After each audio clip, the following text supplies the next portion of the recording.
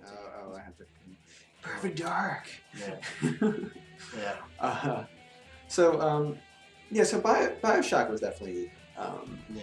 like I would definitely consider that art, just in the thing that, in the way that it redefines its own medium. Yeah. Which I can't think of many like mediums that you could do that, other than Yeah. like, you know, maybe a movie that could like Yeah. work upon itself. You could have like your prime examples of movies like in the original Godfather with, you've seen it, right? Mm-hmm. Yeah, spoiler alert again. Sorry, So we haven't seen Godfather. Yeah, stop watching this video and go watch First of all, yeah, what are you doing? And then second yeah. of all, yes. Well, but still, spoiler alert. 'Cause Yeah. I actually saw it pretty late in life, so I can attribute to that. Mm. But still, the whole death scene or so where he kills everyone, the way it's shot or so, is just something that can't really be accomplished in like reading a book or so, which Right. was based off a novel. I can't say that it was in the book or so. They might have done it similarly, but just the way it's presented. The way it's presented, I don't think you could have presented it the same way in a book. I mean, you could still do that, but just in the same rapid fire as he's saying, you know, do you renounce Satan and all that, where he's having people killed or so. That whole image is just, it's hard to convey in a book. Yeah. Like you can say, you can describe it in extreme detail, but seeing it as one is a completely different thing. One of my favorite though examples, besides going to the, I feel like I just go with the cliche of the Godfather scene or so, but in the Fifth Element, just a certain funny aspect, like some of these aspects where they're flipping back and forth to moments that are happening to each other that kind of flow into each other. This whole scene where they're taking off in the airplane, and all these different things are happening. Like this one guy's telling his boss how he failed. This one radio star is feeling up a woman or so and would have sex with her, and she's still trying to do her job and everything and be still and everything. Yeah. They're prepping their landing gear. A guy's sneaking onto a plane. They're checking all their systems, and they're able to tie it in together in such a funny way where they almost where different characters finish each other's sentences. Yeah, thank you. Like that. There, but that's just a prime example of like film or so, and Bioshock basically does that, where video games can tell a story and just in its own unique way. I mean, you could do that in a movie too if they tried to do a movie of Bioshock, but I feel like it just wouldn't have the same exact effect, because I feel like you would inevitably have to make, unless you weren't focusing on the character's face at all or movements, you would have to portray some kind of aspect that, he's following some kind of prompt or so. Yeah, I have no idea how they would do a Bioshock. Like I don't think they could recapture that in a movie. Like if they were going to do there's so much content. The world itself is just a character all on its own. I think if they made a Bioshock movie, they wouldn't even focus on like that overarching theme of what the first game was about, because I think that would be just too much. Like I have no idea how that would be portrayed into a movie. Yeah. But then you have other games they want to make into movies, like the Mass Effect series. Is that still happening? I think so. Yeah. But BioWare is being a part of it. But that's another example of like art itself. Yeah. Someone is able to take a story and make their own path, like choose their own path. They want to be a good guy or bad guy, or even make sort of decisions that affect this galaxy and this timeline, and they're able to make their own story and go forth on it.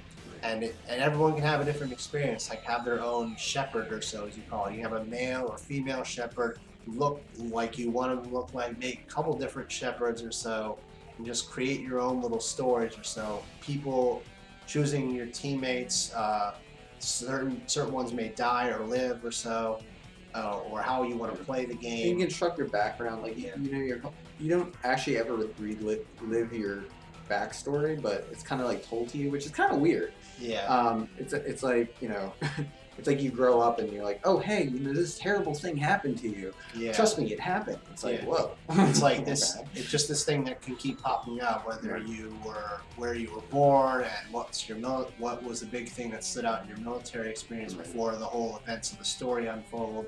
So. Right. Did you ruthlessly kill people, or did you? Or were you a war hero, or did you survive something? Besides something dramatic, or were you born on Earth? Were you born on a colony, or were you born as a part of a military family or something? Right. Simple. Those are like the choices or so as constructing your original shepherd original game. But you have and like in the first like Mass Effect, like I wouldn't say like the heart or the gameplay was like stable. Like they definitely had like frame issues and stuff. Yeah. But I would say it looked gorgeous. Like especially on like Uncharted worlds, like the skybox of those places looked amazing. Like some of those places, like they were pretty barren. There wasn't much going in there, but I still enjoyed them just because they looked pretty. One thing that's become a staple with a lot of the BioShock games or so, even like with going all the way to like the Old Republic, and definitely even more so with the other Mass Effect games, and maybe even you can say like Dragon Age or so. I can't say for certain because I haven't played them, but I think it's still basically the same idea, is that they have this high quality version of the cinematics where you make your choices, decide what to say and everything, and there's a very big focus on that. But when you play the game itself, there's not a big focus on the attention to detail that they have in the cinematics. So there's like a lot of extra, HD showing through the cinematics or so. So it takes extra effort in the conversations. Yeah, like they do awesome face rendering. Like one was a good start, 2 blew it out of the water, and 3 just built onto it. Yeah, but mostly it was not really. It wasn't just taking the what some games they actually do the motion capture. Yeah, the motion capture, or I think there's a new process they don't call it motion capture, but I forget the name for it. But yeah, they didn't do that. They just based it off of pictures of the people. Like they actually had based like one of the characters, Miranda Lawson, off the actress who played her voice. Right. I forget her name. The blonde woman from Chuck. Unfortunately, I'm blanking her name. I apologize. Probably tagged that in there. But her face was based off of her actual face and had her voice or so it made it work really well. Which is kind of weird because with like a lot of motion captured like graphics and voice actors, they're usually 2 completely different people. Yeah. Like they have a face and they put a different voice to that face. Yeah. And a lot of times it's mostly true or so, because you have a lot of different characters here where they're doing the voices of aliens, which look nothing like people. And but even so, there's like. And also with the idea of Shepard or so. I mean, they have like one of the other characters. They have Seth Green or so. He does the voice of the pilot, but the character really doesn't look anything like him or so. If anything, you could say that when Seth Green has a beard or so, like he has a beard, it's like okay, that's about it. That's about as far as you can go. And his character is a little wacky or so, kind of like the way Seth Green is. Right. Well, I mean, it kind of comes from the voice. Yeah, too. That too. But Mass Effect was like stemmed from the idea of what the original Knights of the Old Republic was, with the idea of good and bad choices or so, and you decide in your dialogue, and there's a lot of RPG elements or so from it, and that's one of the things that made it so appealing or so. Besides being a great Star Wars game, and even that, some of these Star Wars games, like mostly what BioWare has done with Star Wars, they've made more interesting stories than most of some of the movies have ever made, though. I mean, I can't say for all the books that have come out and all the comics that they made, which has added more and more to the Star Wars universe. But right. No, I think Knights of the Old Republic added more to the Star Wars universe in the first 3 episodes that George Lucas made. Yeah, the prequels. Yeah. Like this prequel was better than the George Lucas prequels. Yeah. Mostly widely considered. Yeah. So yeah, that's good. I mean, so this whole thing is wrapped around the idea of like art, and like, are these things art? Yeah. Like, in what what is art? Like, how do you define it? One thing about like art direction, like as far as like graphics is concerned. So we talked about Wind Waker before, and I remember when Wind Waker came out or was coming out, like I saw like pictures, screen captures of the game, and I was just like, what is this?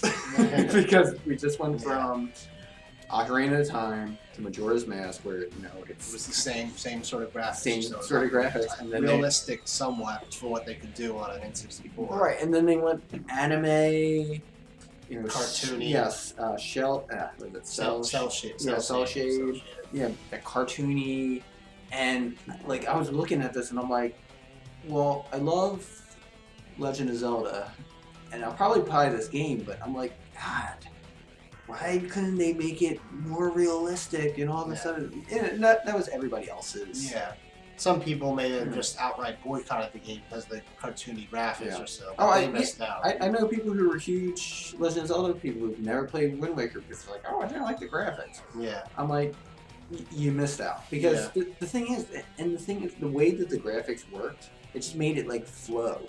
I don't know if it made it easier for things to move or something like Link was more nimble than he normally is. You know, he was able to roll and all that. And it gave way for a lot of expressions in the game. Since your character is a bit of a mute or so, they had him emote himself through the facial expressions. Sad eyes, happy eyes. Yeah, sad eyes, like shocked, angry, and all that. So it worked out pretty well for that. Right. And even that all the different characters they can add and make every character, even just the other background characters, have their own personalities. So they can make tons of different goofy shapes for them. Yeah, and they weren't mute, but they had there was all text, like there was no voice or anything like that. But there was still somewhat voices at times, like they'd make a sound but still just to show off like the difference in each character, like almost making every character unique in a way just by having a different structure. Like Link has a sister in the game, and the only thing that looks similar about him besides the hair color was also the eyes. The eyes look very similar, but otherwise their bodies were completely different. Maybe like big heads, skinny bodies or so. Their grandmother looked pretty different from them too, but it just worked. They were able to differentiate instead of just making carbon copies of the same thing. The only thing that were carbon copies of each other were the enemies or so, like the moblins and everything. They all look the same, maybe just different colors and whatnot. But even they had enemies. So this is just we're sorry to keep on the credits here. We'll move on to another level. But I just thought we'd give some credit to the credits or so. The music. Like when I first heard this music, I'm like, oh my god, that's amazing music. It's electronic metal and all that. Yeah, so absolutely. It was like all cool.